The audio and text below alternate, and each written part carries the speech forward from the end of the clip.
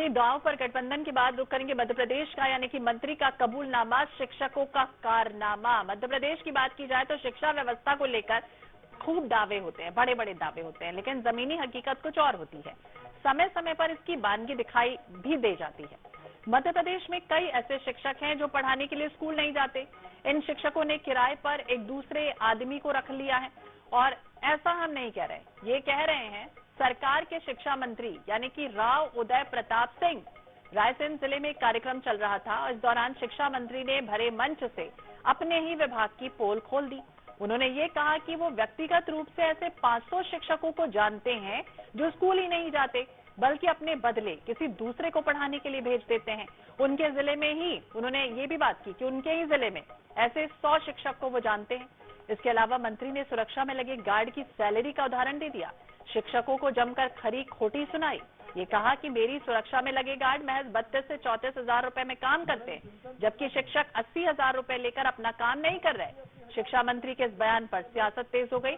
विपक्ष को बैठे बैठाए मुद्दा मिल गया सरकार को घेरने का। सुनिए क्या कुछ कहा उन्होंने।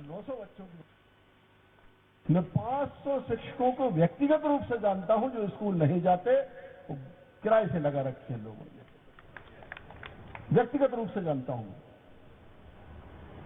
100 तो मेरे जिले में ही होंगे।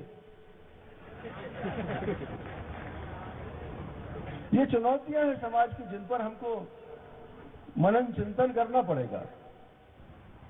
हम 80-80 हजार की सैलरी लेकर 6 लोग केवल 38 बच्चों का इंतजाम कर सके और 12-12, 15-15 हजार रुपए देकर 900 बच्चों की व्यवस्था करता है। ये चुनौती हमारे सामने। ये सुनने में खराब लगती है, बोलना भी नहीं चाहिए सार्वजनिक रूप से, लेकिन जैसा दामोदर जी ने कहा है, हमारे संवाद का विषय है। नहीं तो 365 दिन काम, 24 घंटे साहब के पीछे खड़े। साहब खाना खा रहे हैं लेकिन उनकी ड्यूटी 30-32 हजार में, जबकि सिपाही के प्रति आदमी के मन में अच्छा भाव नहीं। आपने क्या कुछ कहा है मध्य प्रदेश के शिक्षा मंत्री, जो अपनी ही सरकारी शिक्षकों की पोल खोलते नजर आए हैं। 10 से 12 हजार में लगा रखे हैं किराए के टीचर, शिक्षक। इस तरह की बातें उन्होंने की है। उन्होंने ये भी कहा कि आत्मचिंतन करने की जरूरत है। ठीक नहीं लगता है मंच में, लेकिन गिरती हुई साख और घटती छात्र संख्या पर जरूर उन्होंने चिंता जताई है। और कांग्रेस इसे शर्मनाक बताते हुए कांग्रेस से कार्रवाई की मांग तक कर रही है। तो मध्य प्रदेश के स्कूल शिक्षा मंत्री है राव उदय प्रताप, जिन्होंने सरकारी शिक्षा तंत्र पर सार्वजनिक सवाल उठाए हैं। अपने ही विभाग को कटघरे में खड़ा कर दिया है। मंत्री ने ये कहा है कि इस तरह से 500 शिक्षकों को वो व्यक्तिगत रूप से जानते हैं, जिन्होंने किराए के शिक्षक रखे हुए हैं। उनमें से 100 तो उन्होंने अपने ही जिले के बता दिए कि वो भी उन्हें जानते हैं।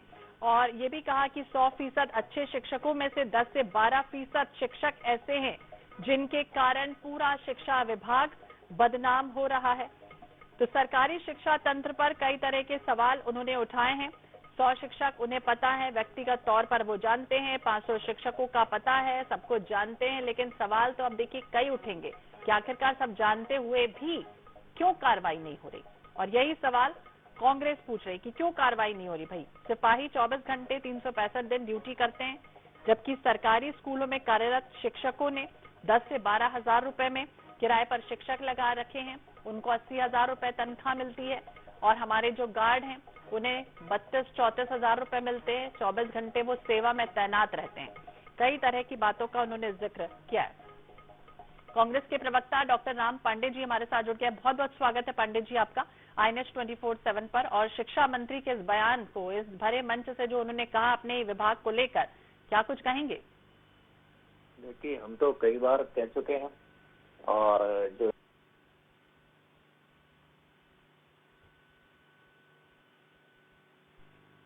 जगह किसी दूसरे शिक्षक को 16 हजार में ठेके पर रखा हुआ था। अब चूंकि इनके मंत्री स्वयं कह रहे हैं तो अब इनको इस बात को स्वीकार करना पड़ेगा। लेकिन जो 500 का जो आंकड़ा है ये बहुत छोटा है। ये आंकड़ा जरूर बहुत बड़ा है। पूरे मध्य प्रदेश का जो शिक्षा का स्तर है वो बहुत बिगड़ता जा रहा है। स्कूल बंद होते जा रहे हैं। हजारों बच्चे प्रतिदिन स्कूल छोड़ रहे हैं। स्कूलों की व्यवस्था, हमारे महाविद्यालयों की व्यवस्था बहुत खराब होती जा रही है। शिक्षा का स्तर बहुत बिगड़ता जा रहा है और उसका हम देखते भी हैं। कहीं भी आप देखिए, मध्य प्रदेश का जो विद्यार्थी होता है वो मध्य प्रदेश के बाहर पढ़ने के लिए ज्यादा जाता है और बाहर के लोग मध्य प्रदेश में नहीं आते हैं। तो ये सारा मामला करप्शन का है और शिक्षा से भारतीय जनता पार्टी को कहाँ लेना देना है। और मंत्री जी ने इस बात को कहा है तो कहीं ना कहीं वो अपनी सरकार को ही कटघरे में खड़ा कर रहे हैं। और ये अकेले मंत्री नहीं है, आए दिन कोई ना कोई बोल ही रहा है। जैसे परिवहन विभाग के बारे में अभी भूपेंद्र सिंह जी ने बोला था, तो 2-4 दिन में कोई ना कोई मंत्री और विधायक अपनी भड़ास निकाल ही देता है। और ये बात भी सच है कि कोई सच्चाई होती है तो उसको कितना भी दबाया जाए वो एक न एक दिन जबान पर आ जाती है। तो शिक्षा मंत्री जी ने अब तक उसको दबा के रखा था कि हाँ उनके यहाँ भ्रष्टाचार है, लेकिन वो ओपनली बोल नहीं रहे थे। और ये सरासर भ्रष्टाचार मामला है कि 500 ही मान लिया जाए, यदि ये नहीं जाते हैं पढ़ाने के लिए तो फिर इनको सैलरी कौन दे रहा है, इनकी जगह कौन काम कर रहा है, इन पर कार्रवाई कौन करेगा? कार्रवाई तो शिक्षा मंत्री को ही करनी है। तो इन 500 को क्यों आपने अभी तक नोटिस नहीं दिया? कोई ये बचा कर रखा हुआ है। तो भारतीय जनता पार्टी की कथनी और करनी में जबरदस्त अंतर है। और जिस प्रदेश और देश का शिक्षा का स्तर नहीं सुधरेगा वह देश कभी प्रगति नहीं कर पाएगा।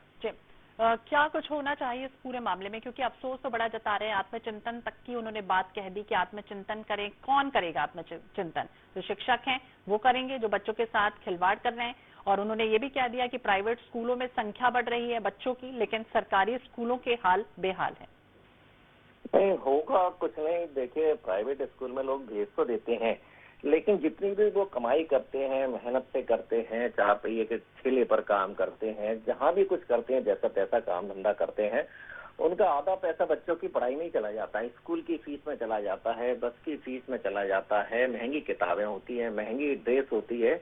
तो जो सरकारी स्कूल बनाए गए थे वो इसलिए बनाए गए थे कि फ्री शिक्षा हो। और मनमोहन सिंह की जो सरकार थी उसमें 14 वर्ष तक के बच्चों के लिए फ्री शिक्षा कर दी गई थी और शिक्षा का अधिकार भी दिया गया था। लेकिन जैसे जैसे सरकारी स्कूल बंद होंगे और प्राइवेट स्कूल बढ़ेंगे तो वैसे वैसे शिक्षा महंगी होती जाएगी और जो आम आदमी है जिसकी आर्थिक स्थिति अच्छी नहीं है वो नहीं पढ़ा पाएगा। और ये जो अभी वर्तमान में जो सरकार है इसे हम जो चर्चा कर रहे हैं इससे कोई फर्क नहीं पड़ेगा। ये इनको फर्क तभी पड़ेगा जब ये चुनाव हारेंगे। जब तक ये चुनाव जीतते रहेंगे हर चीज का स्तर गिरता जाएगा। और इनका कहना भी होता है कि यदि शिक्षा का स्तर गिर रहा है तो हम क्यों चुनाव जीत रहे हैं, स्वास्थ्य का स्तर गिर रहा है तो हम क्यों चुनाव जीत रहे हैं, रोजगार नहीं मिल रहा है तो हम क्यों चुनाव जीत रहे हैं। तो जनता को समझना पड़ेगा कि ये चुनाव जुमलों के आधार पर जीतते हैं, इनके झांसे में ना आए। जब तक आप इनको चुनाव नहीं हराएंगे ये कभी सुधरेंगे नहीं। जी पांडे जी, बहुत बहुत शुक्रिया बातचीत करने के लिए। शिक्षा व्यवस्था पर जिस तरह से सवाल उठाए, शिक्षकों का कारनामा, विपक्ष को हालांकि मौका मिल गया है बैठे बिठाए। और मध्य प्रदेश के शिक्षा मंत्री ने अपने ही विभाग की पोल खोल दी। कहा 500 सरकारी टीचर नहीं जाते, स्कूल किराए पर दूसरे लोगों को भेजते हैं पढ़ाने के लिए। और इस पूरे